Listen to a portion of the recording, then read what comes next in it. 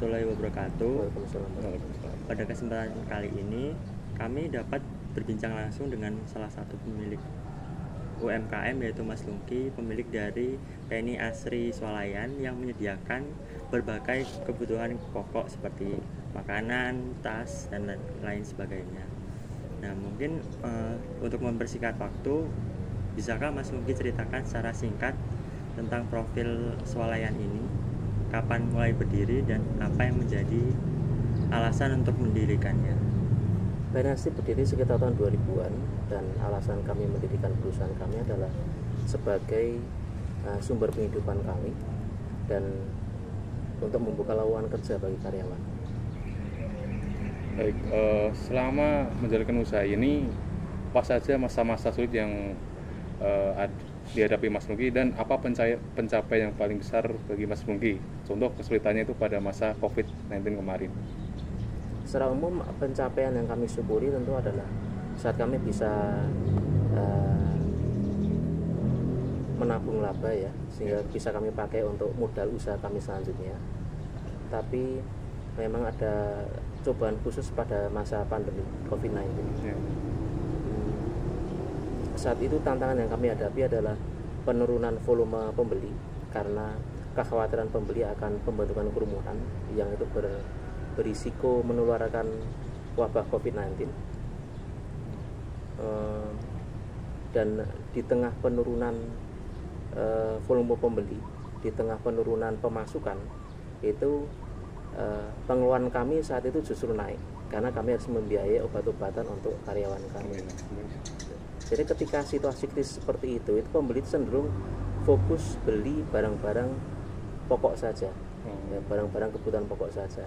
Nah, strategi kami adalah kami tetap menjual barang-barang bukan sembako yang mengandung laba yang relatif besar, dan tentu kami juga dipaksa harus merogoh kantong tabungan perusahaan kami lebih dalam, seperti itu. Siap. Di sisi lain kan selain tantangan dari COVID itu kan swalayan Mas Lungki ini cukup dekat sama swalayan besar kayak Pamela. Nah, apa aja yang membedakan swalayan ini sehingga tetap dipilih oleh pelanggan? Saat pertama kali hadir di daerah kami, sebenarnya PNI Asri itu tidak mengarungi samudra yang merah-merah amat. Ini kalau kita bicara tentang Red Ocean sama Blue Ocean, gitu. Karena persaingan saat itu belum sesengit saat ini. Tapi memang seiring waktu itu pesaing itu bertumbuhan di sekitar kami, sehingga kami saat ini berada di Red Ocean gitu. Tapi di tengah Red Ocean ini sekalipun itu mungkin teman-teman tidak akan kesulitan ya mengidentifikasi diferensiasi antara toko kami dengan toko-toko pesaing kami gitu. Karena teman-teman mungkin cuma mampir ke sini cuma sesekali beli barang satu atau dua gitu, beli snack lalu pulang gitu. Tapi kalau konsumen yang setia mampir ke PNI Asri, ke Pamela, ke toko-toko di sekitar kami itu, saya yakin mereka mengetahui bahwa tetap ada perbedaan, ada diferensiasi antara PNI Asri dan toko-toko pesaing kami. Ada diferensiasi dari sisi produk, dari sisi harga gitu, tetap ada perbedaan. Cuma itu mungkin akan dipahami oleh konsumen-konsumen setia kami. Oke. Baik, untuk pertanyaan selanjutnya mungkin agak personal, itu bagaimana sih struktur kerja di swalayan ini? Apakah ada pembagian kerja yang jelas antar staf? Pembagian kerja di perusahaan kami, khususnya di antara para manajer, itu bersifat fungsional. Jadi para manajer di perusahaan kami itu memiliki spesialisasi tugas itu berdasarkan counter. Jadi ada spesialis mainan, ada spesialis alat tulis, ada spesialis food, non food, dan seterusnya per counter. Gimana sih Mas Lungki itu mengembangkan kemampuan staf? Apakah ada pelatihan rutin, pengarahan rutin, atau rotasi tugas atau semacam itu? Di sini tidak ada pelatihan rutin ya. Di tempat kami tidak ada pelatihan rutin. Itu keterampilan yang didapat oleh karyawan baru itu biasanya ditularkan oleh karyawan seniornya. Jadi karyawan seniornya akan menunjukkan kepada karyawan baru itu pekerjaan-pekerjaan apa yang harus dikerjakan di masing-masing counter. Jadi dibimbing oleh senior ya, gitu.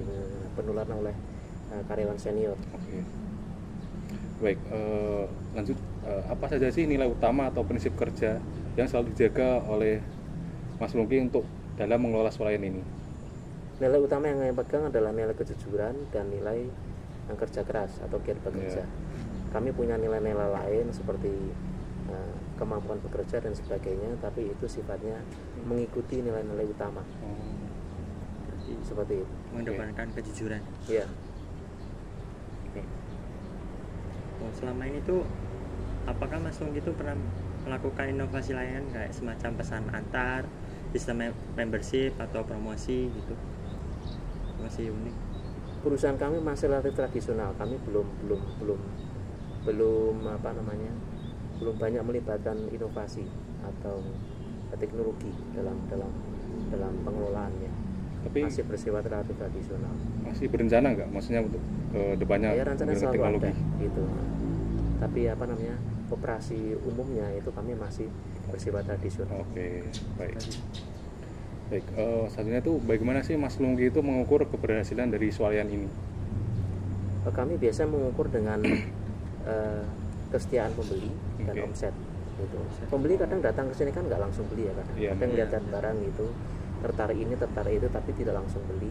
Tapi ketika mereka kembalikan kami bersyukur gitu, terima kasih gitu, karena barangkali di lain waktu mereka datang ke toko kami, mereka akan melakukan pembelian gitu. Oh, Jadi parameter kami biasanya adalah omset dan kesetiaan pembeli. Nah, untuk kedepannya tuh Mas Lungki itu ada rencana nggak sih mengembangkan swalayan itu ke skala yang lebih gede atau buka cabang yang lain? Terus aspek apa aja yang menurut Mas Lungki itu harus benahi terlebih dahulu? Menurut saya itu yang perlu kami siapkan andai kata kita akan mengembangkan perusahaan kami lebih lanjut, itu adalah kami perlu menabung uang untuk pembangunan gitu. Kemudian kami juga perlu menabung strategi, karena kami harus bisa membaca peta persaingan gitu, bagaimana kita harus berhasil bersaing melawan pesaing-pesaing kami. Kemudian juga kami juga harus menabung ilmu. Kebetulan saat ini saya sekolah lagi di informatika gitu. Siapa tahu nanti bisa dipakai ilmunya di Digunakan perusahaan kami. rencana tadi gitu ya, untuk mengembangkan teknologi, arah ke teknologi. Oke, baik, mungkin itu saja dari kami. Terima kasih Mas Lungki atas ilmunya, terima kasih atas tempatnya, Sama-sama. dan juga mungkin ini kita dapat mengambil pelajaran bagaimana Mas Lungki bertahan memulai bisnisnya dari kecil hingga menjadi swalayan yang besar seperti ini. Mungkin itu saja dari kami. Terima kasih telah menonton video ini. Wassalamualaikum warahmatullahi wabarakatuh. Waalaikumsalam.